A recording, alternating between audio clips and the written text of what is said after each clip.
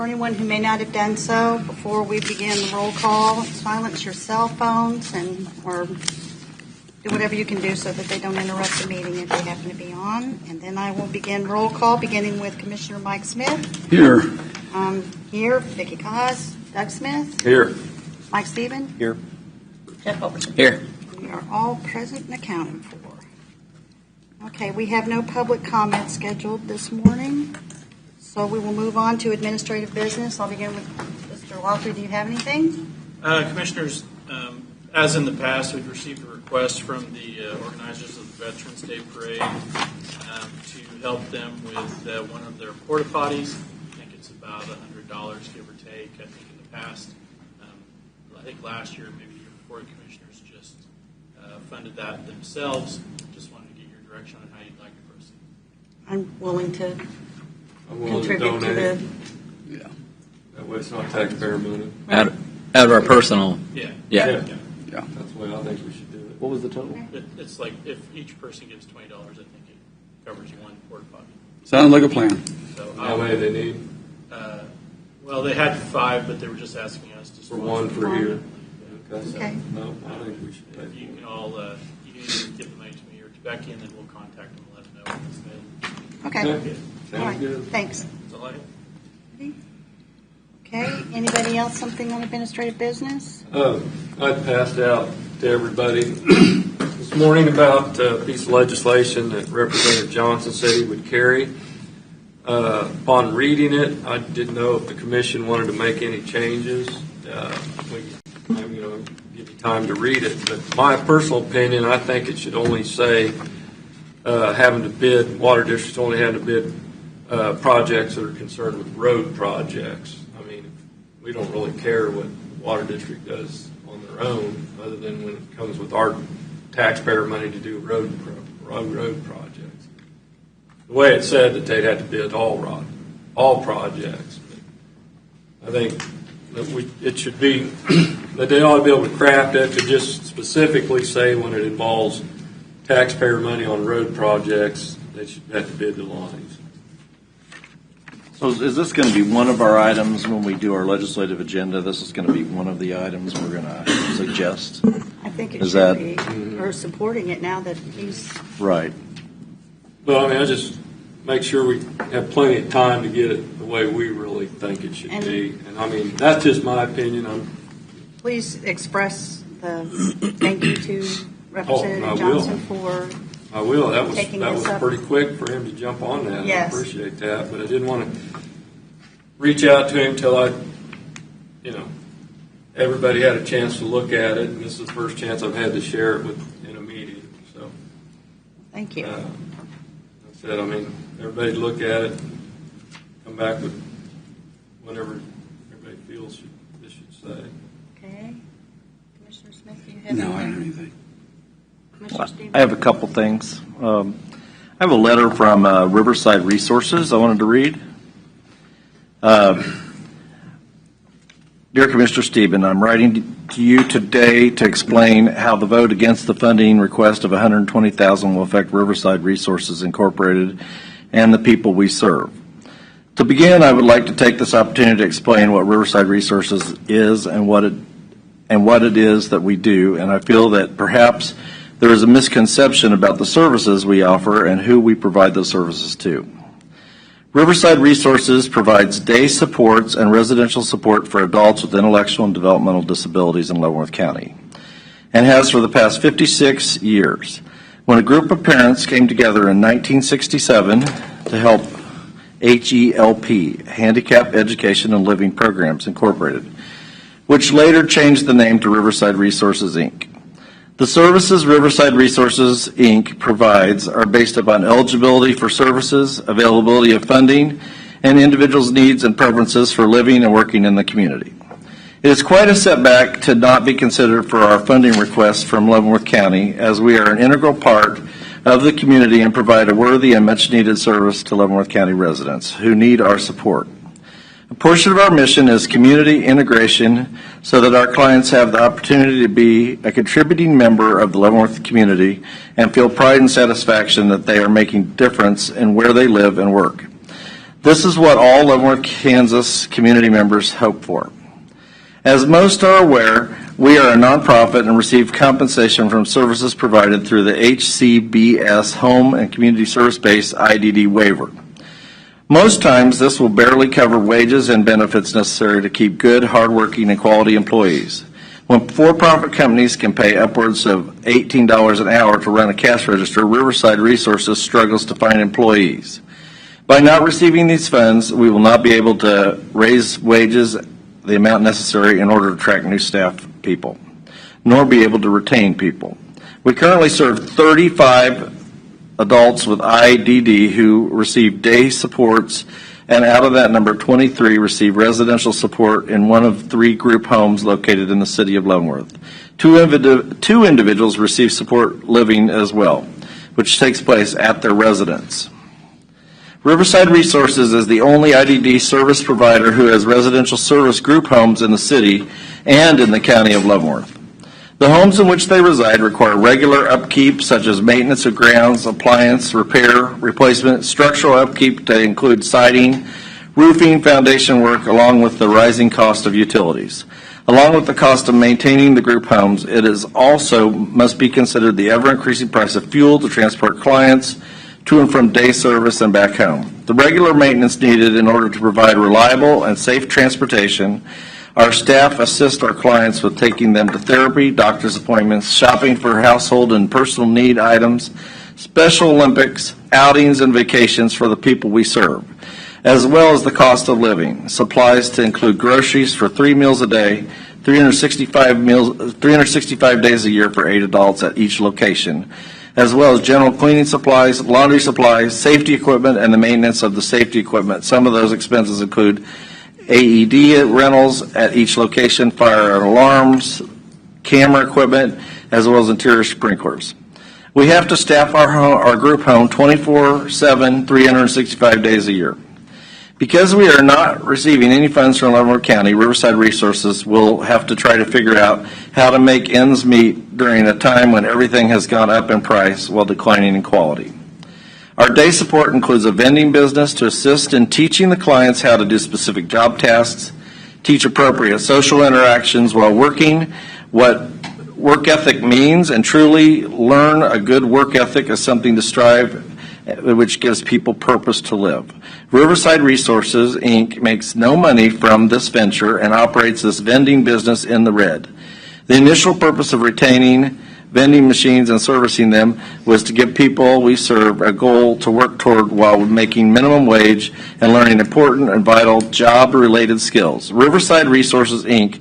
pays for the product stocked in 8 machines, all located in Leavenworth County, as well as minimum wage to people who serve for and work they have chosen to do. Since the funding from Leavenworth County was eliminated, we will now have to find some other route to make, and to say that this is difficult is an understatement.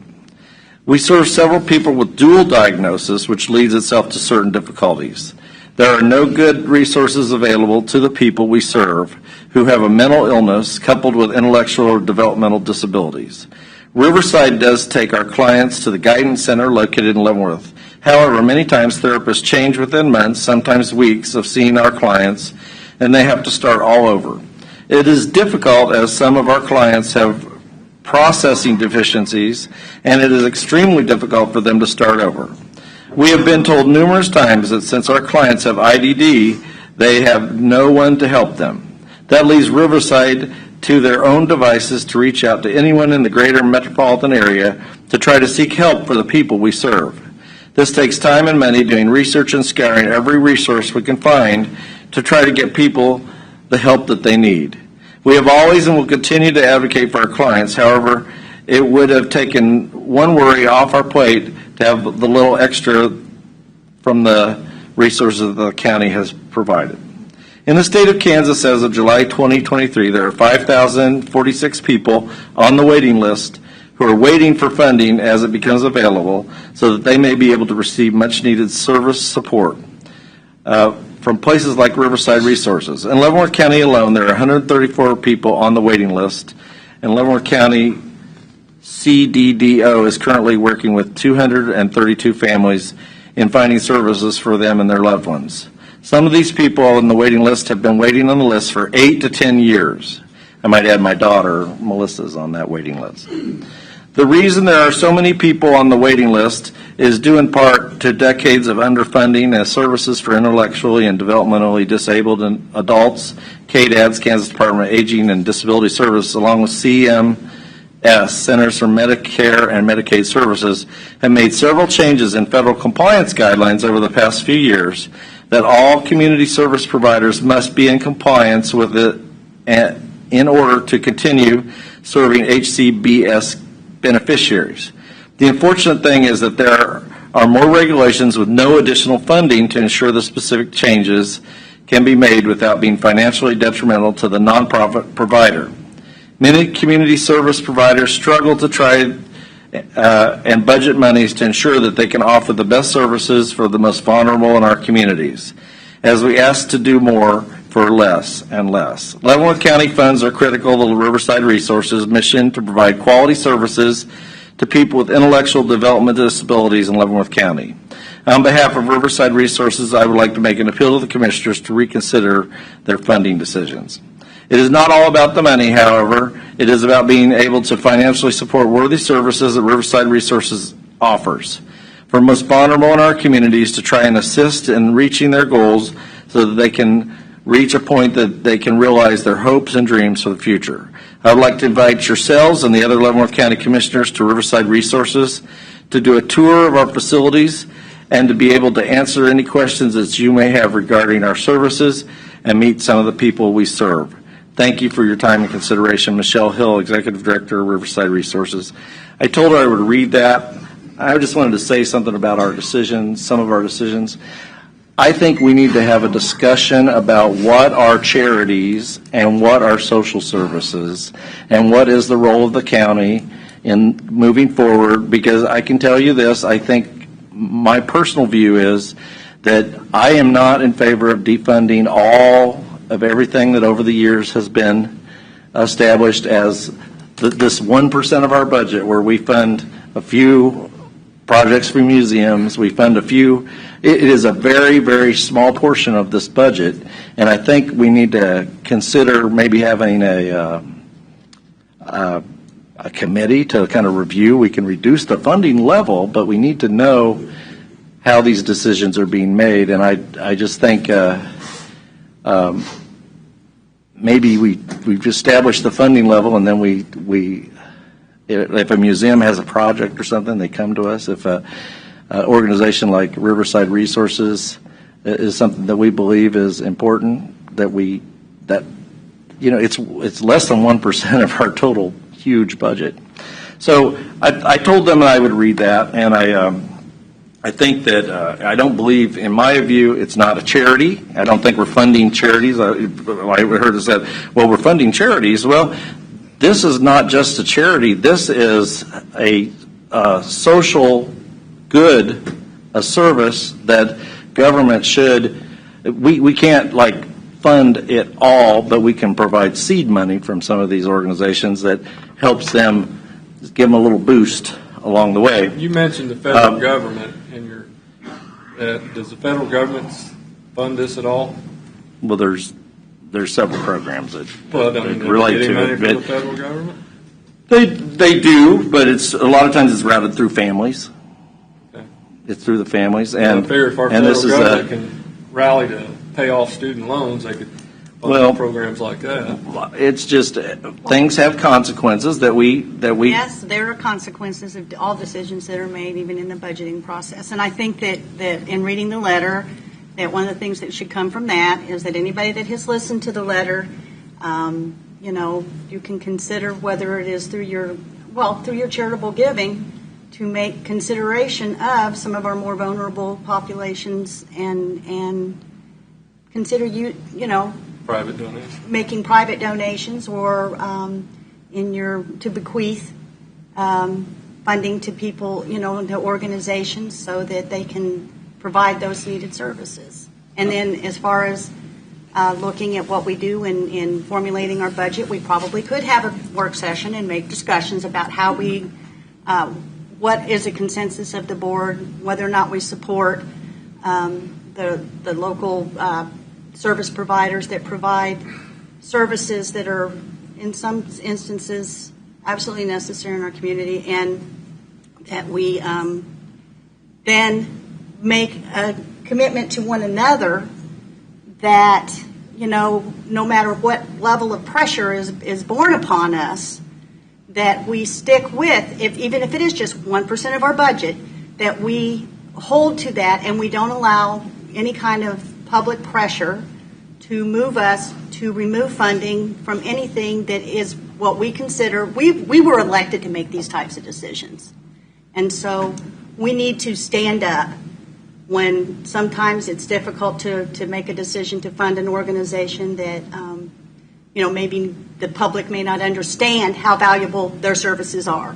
And I think this is an example of educating the public of how valuable services might be, and that we as a Board of County Commissioners sometimes have to make the tough decisions of moving forward to making those types of funding decisions and not allow outside influences, even though, yes, it's the taxpayers, but the taxpayers also elected us to be their voice.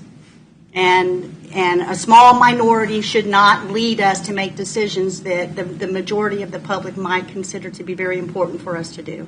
That's kind of what I have. I think on one thing. go ahead. Go ahead, Mike. Okay, excuse me. I think I'm very sensitive to quality of life issues, and this is definitely one of them. I think there's a difference between funding certain things and then funding things that impacts people. The government's the only place they have to turn to, and I voted that, but I'll tell you, I had real mixed feelings on doing it because I know it serves the people it serves, and the chairperson's absolutely right. There's some tough decisions to be made, but personally, I would like to see some other things cut before we start cutting service like that. Now, the budget's done for this year. That's correct. And we're done with that. But I wouldn't have a problem discussing this next year with their committee or however the chairperson and the rest of the county commissioners want to do it, to make sure that we're getting all the information and also that we have time to study this and make sure they're doing what they say they're doing. And I think we're getting better at it. We put some things in place like we want to see how you spent your money. We want to see things like that, which has helped out, I think, quite a bit on my decision making. But when it comes down to helping people, I know people don't agree with me, but I just fall on that side of trying to help them if there's no other way out. Now, that doesn't make it easy for a county commissioner because we've seen what Washington, D.C. has done to us on the 30% increases on bridges and everything else. So I know the budget is set this year. If there's something we could look at next year or at least consider some kind of formula or something the county commissioners want to do, I'd be more than willing to do it. Thank you, Madam Chair. I just wanted to correct one thing. Commissioner Stevens mentioned the Alliance Against Family Violence last week. It said that we didn't fund it and they went out of business. That's not true. I asked a question of the county administrator about that. We had money sitting there and they mismanaged and went out of business. The money was allotted for it. We couldn't transfer it to a organization that didn't exist anymore. It wasn't because we cut the funding. The funding was there. So, well, that's why I was inquiring here. about it. I'm telling you, I was here. Oh, I believe you. I just inquired about it. Well, Yeah, and I was in Lansing, so Doug is, in my recollection, he's correct on that issue. Doesn't mean that I still totally support that. Well, and then, like I said, this board had met and done several work sessions on this budget. It was consensus of this board that was a budget we were putting forward. Commissioner Stevens opened the budget back up for the cutting, so you need to own it, Mike.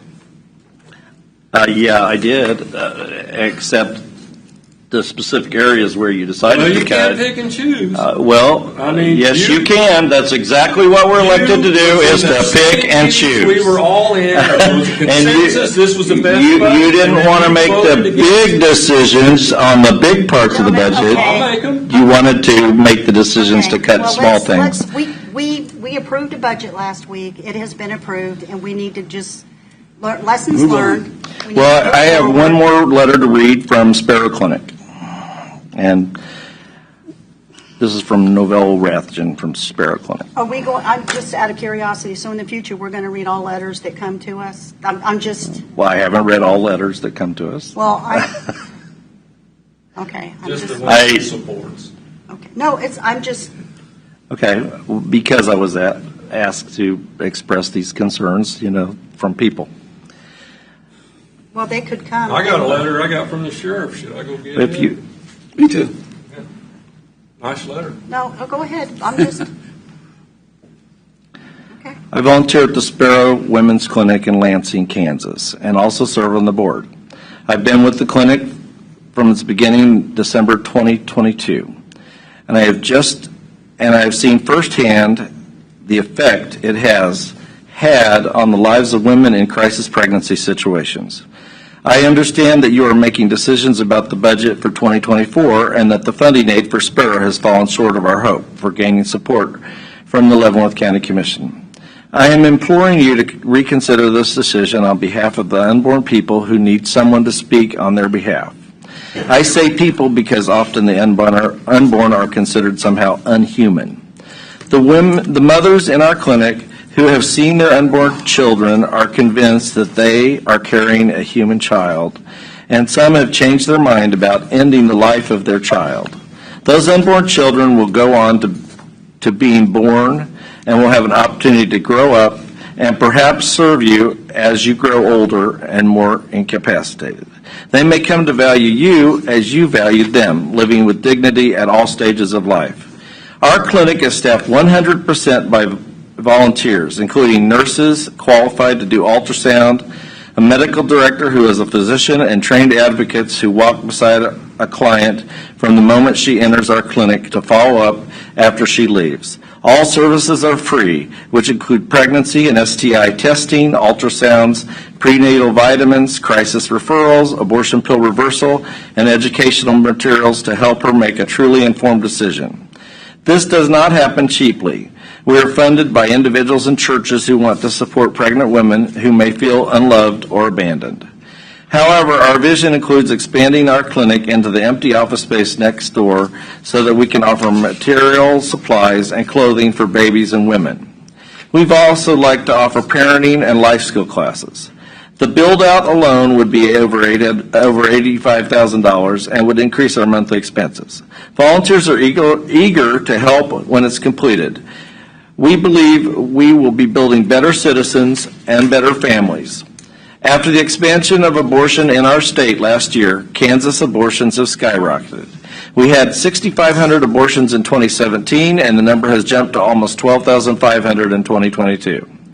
We have become an abortion destination while states around us are truly making abortion rare in their states. The need for aid for unplanned pregnancies has increased exponentially. Kansas has rolled out the welcome mat to the lucrative abortion industry who benefit financially from crisis pregnancies. We want to offer compassionate and free aid to these women and their children as an alternative. We believe that that's who Kansans are at their core. Please help us prove that Leavenworth is a compassionate city, county, and a safe haven for the unborn. Sincerely, Novella Rathjen. Anybody else have No. anything? Jeff, you? Well, just want to remind everybody, they had their funding till you opened up the budget, Mike, so you need to own it. Yeah, you're the one that made the motion, And I sir. told You cut the money out of the budget, We sir. are not going to And I go want to back cut all down. out. We are Yeah, not going to- exactly. We are Cut not them all. going, Yeah, you want to cut them all. That's right. Well, I know, and I don't agree with you, sir. we can make those decisions in another, This is wrong what you did. we are It's wrong going to what make- you throw us under the bus every time. Nobody's throwing you under the bus at all, sir. You made the motion to cut that funding. Gentlemen, let's move forward with Guys, the come meeting, on, come on, please. let's go, And- let's go. He doesn't respect this board. I don't respect We your opinion. we I understand. respect this Mike, board. Mike, Well, then you wouldn't have voted against Let's the go. We resolution. need to go ahead and move That's forward. wrong. Go ahead, We Vicki. need to move forward, please. Okay, if we don't have anything further in administrative business, I would entertain a motion to approve the consent agenda if there is nothing that needs to be removed. Madam Chair, I make a motion that we accept the consent agenda as presented. Second. Motion is second. Begin voting with Commissioner Smith. Aye. Aye. Aye. Aye. Aye. Motion carries. Thank you very much. Okay, we're going to go with formal board action now. We have case number DEV 23-109, a temporary special use permit for Whiskey Ridge Event Center. Do we have anything to kind of give us some background, and then we'll open the public hearing after we've heard from staff? All right. Good morning, Commissioners. Before you is a request for a temporary special use permit for the property at 19051 Tonganoxie Drive on behalf of Whiskey Ridge LLC. They were requesting a temporary special use permit to hold 3 events within the month of September. The first being September 9th, September 27th, and then September 29th through October 1st. These 3 events will be held, like I said, on their property using their existing structures. One is an event center, one is a house that they will rent out as part of the event center experience. They anticipate having these events held with between 200 to 350 guests, depending on which event we're talking about. They anticipate that their events will take place from 8 a.m. to 11 p.m., and then cleanup will be the next day until 12 p.m., so 8 a.m. to 12 p.m. the following day, with the exception of that final event, which of course is a 3-day event. They anticipate it being kind of Friday afternoon, Saturday, and then Sunday for cleanup. This has been reviewed by county staff.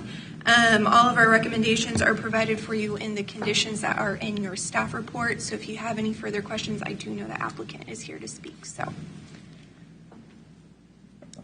Good morning. Good morning. Did you have something you wanted? We don't have any. I don't. I've read everything. I'm fine. That's I think we're- I just wanted to update you and let you know that the Tonganoxie Township Fire Chief will be out to inspect everything on Tuesday. Good. Wonderful. Congratulations. Thank you. Motion to approve case number DEV 23-109. Public Can you hearing. hold the Public hearing. Oh, I'm sorry. Okay, I'm ready to roll. I'm glad I'm not dealing with this. It makes me feel so much better. Okay, I'm going to go ahead and open the public hearing. Is there anybody that would like to speak either in favor of or opposed to this special use permit? Seeing none, I will close the public hearing, and now I will entertain a motion. My turn again. A motion to approve case number DEV-23-109, a temporary special use permit for Whiskey Ridge Event Center. Second. Motion and a second. Begin voting with Commissioner Mike Smith. Aye. Aye. Aye. Aye. Aye. Motion carries. All right. So, now we have Connie. Miss Connie. Morning, We Connie. need to consider a motion to approve the Council on Aging to enter a memorandum of agreement with the University of Kansas KU Jayhawk Global for continuing education classes for the Leisure and Learning Program. Morning. Good morning, Commissioners. Each year, the Council on Aging is required as a part of our Older Americans Act funding to hold a public hearing. One of the outcomes of our public hearing this spring was constituents were asking for additional continuing education classes. So we've been working with the University of Kansas and their OSHA program to see if we couldn't offer some continuing education classes at the Council on Aging. Right now, they offer some classes at one of the local hotels. I believe it's Towns Place Suites, but in order to meet the public where they are, offering a class at the Council on Aging. So this memorandum of understanding would allow us to host a class in the spring as well as in the fall. It would be a total of 6 contact hours, 2 hours each day over 3 days. No cost to the county. They provide all of the materials. We provide someone to take attendance and turn that into KU at the conclusion of that class. Looks good to me. Questions for Connie? No. Okay, then I'll entertain a motion. Motion to approve the Council on Aging to enter a memorandum of agreement with the University of Kansas KU Jayhawk Global for continuing education classes for the Leisure and Learning Program. Second. Second. Motion and a second. Begin voting with Commissioner Mike Smith. Aye. Aye. Aye. Aye. Aye. Motion carries. Thank you very much. Thank you, Connie. I'm ready to entertain a motion for executive session. All right, Madam Chair, I move the board recess for a closed executive meeting for the discussion of potential litigation involving the legal interests of the county as justified by KSA 75-4319B2 for consultation with legal counsel for the board, which could be deemed privileged in the attorney-client relationship, and that the board resume open meeting at 10 o'clock in the meeting room of the board. Present in the executive meeting will be Commissioner Culverson Cause, Mike Smith, Doug Smith, and Mike Stevens, Senior County Counselor David Van Perrys, and County Administrator Mark Lawfrey, and others that may be called by the board. Second. Motion and second. Begin voting with Mike Smith. Aye. Aye. Aye. Aye. Okay, motion carries. Let the record show the board has returned to regular session at 10 o'clock. No action was taken. No decisions were made. The subject was limited to non-elected or to legal interests of the county. Madam Chair, I move that this board recess from an open session and go into a closed executive session to discuss personnel matters of non-elected personnel as justified by KSA 754319B1 and to protect the privacy and interest of the persons involved, and that this board resume open session at 10:20. Present in the executive session will be Commissioner Jeff Culverson, Vicki Cause, Doug Smith, Mike Stevens, and County Administrator Mark Lawfrey. Second. Motion second. Begin voting, Commissioner Smith. Aye. Aye. Aye. Aye. Okay, motion carries. Let the record show the board returned to regular session at 10:20. No action was taken. No decisions were made. The subject is limited to non-elected personnel. Okay. Okay, as we travel along. Okay, Commissioner, anybody have anything they'd like to report out on for the past week? What's I've got something if I can find Okay. it in my waterlogged thing that I just messed up on. Let me find that, guys. Okay, on the 21st of September, I'll be speaking to the Lansing City Council reference, our LAVTR. I'm going to be using some of the presentations that the County Commissioners Association has put in place for us. Also, I'm meeting with Representative Dave Bueller about 13 days to go over some of our things that we've been discussing. I think he's on board. I know Jeff's met with him already, but I want to discuss that with him too. And also, I called the League of Kansas Municipalities and asked them about where the LVTR is on their priority list. And I found out that it used to be on their list, but they've made it a priority for this coming year. So between them and the County Commissioners Association, there's going to be a lot of push to get information out. You know, it was a good visit I had with them. So I think we're heading in the right direction. This has been the best time to probably get anything accomplished from everybody on this. I believe Leavenworth County's led the charge of this, and everybody up here has been pushing this pretty hard. That's all I have. Let's look at what I would do. Last week attended Basher's budget hearing. Basher have a letter of support for Leavenworth County on the LAVTR. Good. Also attended Fairmount Township's budget meeting last week. Commissioner Stevens?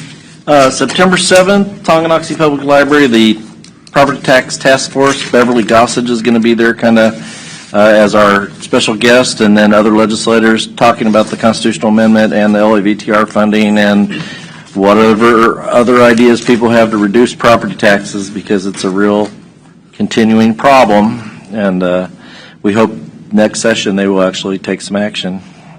And Not just reduce property tax, reduce them, but not shift them. Right, exactly.